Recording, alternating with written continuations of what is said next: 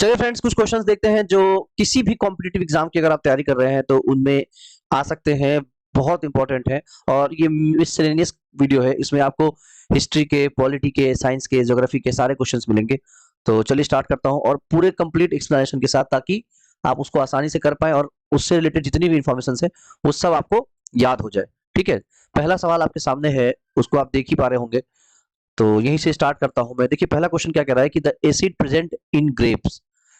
Grep का मतलब तो आप लोगों ने बचपन में पढ़ा होगा। ग्रेप का मतलब, जी हाँ बिल्कुल सही, अंगूर। वो अंगूर खट्टे हैं वाली कहानी सुना होगा आपने। तो खट्टा है यानी क्या है? एसिड है। एसिड क्या होता है मेरे दोस्त?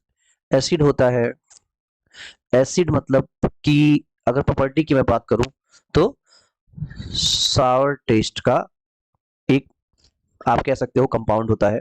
ठीक है, और दो तरीके का एसिड होता है, एक होता है नेचुरली जो मिलता है और एक जो मैनमेड है या आर्टिफिशियल है, जो आप और मैं उसको बना सकते हैं। ठीक है, तो एसिड का एक खास बात ये भी है कि ये ब्लू लिटमस को रेड करता है। ठीक, अब बात करते हैं कि भैया अंगूर में एसिड कौन सा है। तो ऑप्शन आपके सामने चार दिया गया है। ध्यान से जब आप देखेंगे तो ये चार ऑप्शन क्या है?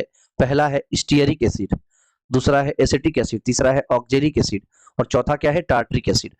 ठीक, तो आंसर क्या हो जाएगा? देखिए आंसर है आपका टार्ट्रिक एसिड। ठीक है, ऑप्शन, चौथा option, fourth option is the right answer. ठीक है, चौथा ऑप्शन जो है वही आंसर है, tartaric acid. This is the right answer. ठीक है, क्लियर है। देखिए एक छोटा सा मैं आपको टेबल टेबल क्या मैं बता देता हूं आपको। एसिटिक एसिड जो है ये किसमें पाया जाता है? ये पाया जाता है विनेगर में। विनेगर, सिरका आपने नाम सुना होगा। ऑक्जेलिक एसिड पाया जाता है टमाटर में। टमाटर, टमाटर में। ठीक है, ऑक्जेलिक एसिड।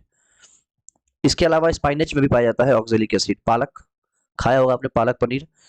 इसके अलावा अगर मैं बात करूं, एसिटिक एसिड बता दिया विनेगर में, टार्ट्रिक एसिड बता दिया, ऑक्जेलिक एसिड बता दिया। ठीक है, और कुछ इंपॉर्टेंट एसिड्स के नाम अगर मैं कहूं, देखिए एक है फॉर्मिक एसिड। फॉर्मिक एसिड जिसको मिथेनोइक एसिड भी कहते हैं। मिथेनोइक एसिड ये किसमें पाया जाता है? Methanoic acid. ये पाया जाता है आंट्स स्टिंग। आंट्स स्टिंग का क्या मतलब हुआ? जब आपको चींटी काटती है तो आपके शरीर में फॉर्मिक एसिड छोड़ देती है और इसीलिए आपको दर्द होता है, थोड़ा सा इरिटेशन होता है। इसी वजह से अगर आप वहां पर बेस मल लेंगे तो एसिड बेस का रिएक्शन होगा और वहां पर साल्ट बन जाएगा और दर्द आपका कम हो जाएगा। ठीक है, चलिए आगे बढ़ते हैं, अगला क्वेश्चन देखते हैं।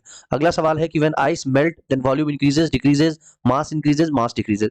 बहुत ही लल्लू सवाल है। लल्लू क्यों है? देखिए इसके लल्लूपन की मैं अगर बात करूं तो मास कभी भी मेल्टिंग से, फिजिकल चेंज में या केमिकल चेंज में मास कभी भी चेंज नहीं होता है। मास जितना है उतना ही रहेगा। तो ये तो तीसरा और चौथा ऑप्शन तो वेग है। अब बात करते हैं ए और बी ऑप्शन में। देखिए डेंसिटी का फॉर्मूला क्या होता है? मास अपॉन वॉल्यूम होता है। Mass upon volume. अब इसमें मास कांस्टेंट है ही। डेंसिटी और वॉल्यूम क्या रिश्ता हुआ? Density is inversely proportional to volume. अब आप एक बात बताइए, जब आप आइस को मेल्ट करेंगे तो आइस की डेंसिटी क्या होती है? कम होती है वाटर से। आइस की डेंसिटी क्या होती है? वाटर से कम होती है। यानी जब आप आइस को वाटर बना देंगे तो डेंसिटी क्या हो जाएगा? डेंसिटी बढ़ जाएगा। डेंसिटी अगर बढ़ेगा तो वॉल्यूम क्या हो जाएगा? घटेगा। ठीक, एकदम क्लियर हो गया होगा। आंसर क्या हो जाएगा? Volume decreases. This is the right answer. ठीक है, बेसिक सा कॉन्सेप्ट है, इसको लेके चलना है, ज्यादा दिमाग लगाना नहीं है। ठीक, उतना है भी नहीं, मतलब मेरे पास तो है, आपके पास है कि नहीं उसका नहीं पता मुझे। अगला सवाल देखिए क्या कह रहा है। अगला सवाल है which light has shortest wavelength. ठीक है, चार ऑप्शन आपको दिया है, रेड, येलो, ब्लू या वायलेट। तो आंसर क्या होगा? देखिए आपने नाम सुना होगा विब जियोर। विब जियोर, जो व्हाइट लाइट होता है उसमें ये सातों कलर है, प्रेजेंट रहता है। ठीक है, और जब व्हाइट लाइट स्प्लिट करते हैं हम इन सात कलर्स में, उसको कहते हैं स्पेक्ट्रम। ठीक है, स्पेक्ट्रम कहते हैं। अब अगर मैं इसको सीक्वेंस में लिखूं तो इसको ऐसे लिखते हैं, सबसे नीचे V, B I B, G Y O R. सबसे ज्यादा अगर ये व्हाइट लाइट है तो ये व्हाइट लाइट इस तरह से टूट जाता है, कुछ इस तरह से टूटता है। ठीक है, तो अगर मैं बात करूं सबसे ज्यादा डिविएशन किसका है? सबसे ज्यादा डिविएशन वायलेट का है और सबसे कम डिविएशन रेड का है। यानी सबसे ज्यादा डिविएशन वायलेट का, तो सबसे कम वेवलेंथ किसका होगा? वायलेट का। और सबसे ज्यादा वेवलेंथ किसका होगा? रेड का। ठीक है, सबसे ज्यादा रेड का और सबसे कम वायलेट का। और सबसे कम डिविएशन किसका होगा? रेड लाइट का। यानी व्हाइट लाइट में सात लाइट पाई जाती है, violet, indigo, blue, green, yellow, orange और रेड। ठीक, आंसर क्या हो जाएगा? Option number 4 is the right answer. ठीक है, आगे बढ़ जाते हैं, अगला सवाल देखते हैं कि अगला क्वेश्चन क्या कह रहा है।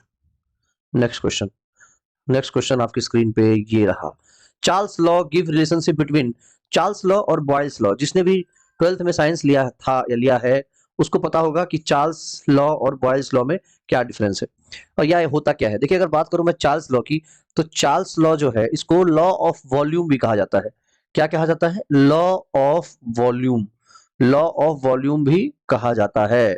ठीक है, होता क्या है इसमें, ये एक एक्सपेरिमेंटल गैस लॉ है जो कि ये बताता है कि गैस, कोई भी गैस अगर आप इसको हीट करते हैं, कोई भी गैस अगर आप इसको हीट करते हैं तो ये किस किस एक्सटेंट तक, किस एक्सटेंट तक एक्सपैंड करेगा, किस एक्सटेंट तक एक्सपैंड करेगा।